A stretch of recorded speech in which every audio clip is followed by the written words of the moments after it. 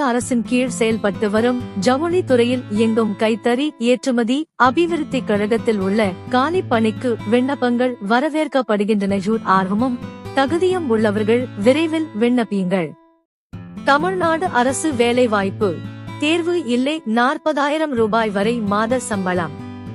Office assistant driver recruitment in TN textile department recruitment 2024 short details.